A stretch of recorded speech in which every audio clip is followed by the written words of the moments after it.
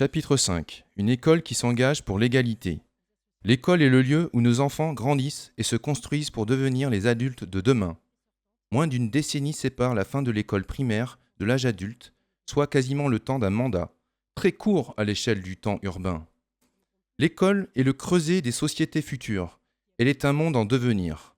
Pourtant, le bâti scolaire est particulièrement dégradé à Saint-Étienne et les rénovations vont à un rythme trop faible. Ce parc bâti scolaire constitue un enjeu et un levier important dans l'adaptation de la ville aux effets du dérèglement climatique et dans l'économie des ressources, notamment de chauffage. L'encadrement en maternelle ou sur les temps méridiens et périscolaires, ainsi que les moyens alloués aux projets et sorties sont également très insuffisants. Ainsi, nous considérons ce sujet comme une priorité absolue qui croise beaucoup plus de sujets que l'éducation au sens strict de programme scolaire. Pour nous, le trajet pour se rendre à l'école, la tranquillité à ses abords, la qualité de l'air extérieur et intérieur, l'alimentation et l'animation du temps méridien, les jeux à la récréation, le rapport au vivant et à la nature sont autant de points d'éveil de l'enfant au cours de sa journée. Une école gratuite. Gratuité des fournitures scolaires allouées à tous les élèves. Retour du prêt enseignant gratuit dans les bibliothèques et gratuité d'accès à l'ensemble des services municipaux dans le cadre scolaire, y compris la STAS. Les ressources municipales doivent être accessibles gratuitement pour tous les projets pédagogiques afin que les moyens financiers ne conditionnent plus le travail des enseignants et des enseignantes. Fin du financement non obligatoire des établissements privés sous contrat. Pour une école réellement laïque, les moyens publics doivent être alloués aux écoles publiques. Aujourd'hui, la ville donne davantage pour un élève du privé que du public, créant une rupture d'égalité. Augmentation d'au moins 50% du nombre d'ATSEM, les agents territoriaux spécialisés des écoles maternelles. Le recrutement sera étalé sur 3 ans pour leur bonne intégration et formation afin de passer à une moyenne de 0,75 ATSEM par classe en priorisant les écoles classées REP, REP+, ou avec un indice de position sociale IPS très faible. 300 000 € minimum pour les projets pédagogiques. À Saint-Étienne, l'enveloppe consacrée aux écoles pour le matériel et les activités figure parmi les plus faibles des grandes villes françaises. Elle s'élève en moyenne à 37 € par élève, contre 47 € nationalement. En revalorisant cette dotation et en instaurant la gratuité des services municipaux, nous donnerons aux écoles plus de marge d'action. Des écoles pour mieux vivre. Diagnostic global du bâti scolaire, des usages souhaités et des urgences, risque d'amiante, classes surchargées, chauffage en panne, etc.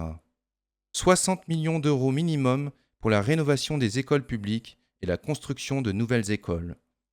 Nous sanctuariserons 60 millions d'euros minimum à l'échelle du mandat pour une rénovation lourde des écoles publiques, hors entretien courant et aménagement des abords, avec une attention particulière aux questions de confort thermique hiver et été, de confort acoustique, notamment dans les réfectoires, et d'usage. Cours oasis végétalisés et ombragés. Nous transformerons et végétaliserons les cours d'école en profondeur de manière co-construite avec les enfants afin de répondre aux enjeux climatiques, rafraîchissement urbain, hydrologique, protection contre les inondations, de biodiversité et d'usage et jeux non genrés. Les rues scolaires apaisées. Piétonisation des accès aux écoles pour une meilleure sécurité de nos enfants ainsi qu'une baisse de la pollution atmosphérique et sonore autour des écoles. Cantine et périscolaire. Cantine gratuite. Un enfant sur 5 arrive le ventre vide à l'école. Nous mettrons en place la gratuité des cantines pour les plus précaires dès la rentrée 2026 et pour tout le monde d'ici la fin du mandat.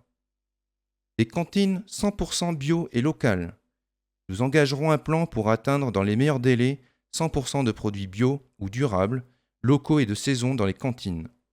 Ce choix répond à une double urgence, écologique, en soutenant une agriculture respectueuse de l'environnement et en réduisant les émissions liées au transport et au gaspillage alimentaire, et sociale, en garantissant une alimentation saine aux enfants tout en sécurisant les revenus des producteurs locaux.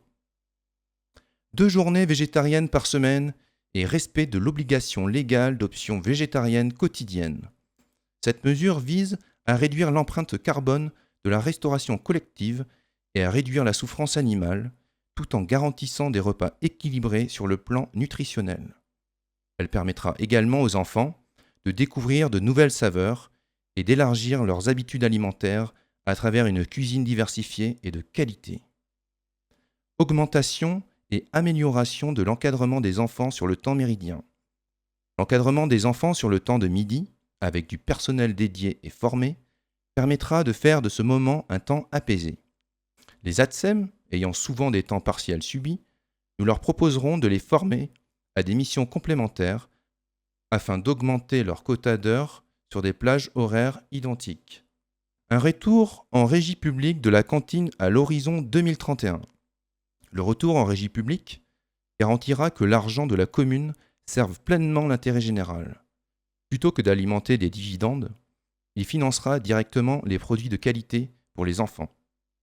Il offre également une meilleure maîtrise de la qualité et de la provenance des produits, tout en faisant économiser la marge commerciale pouvant représenter jusqu'à 20% du prix. Objectif de relocalisation des cuisines dans chaque école à l'horizon 2031.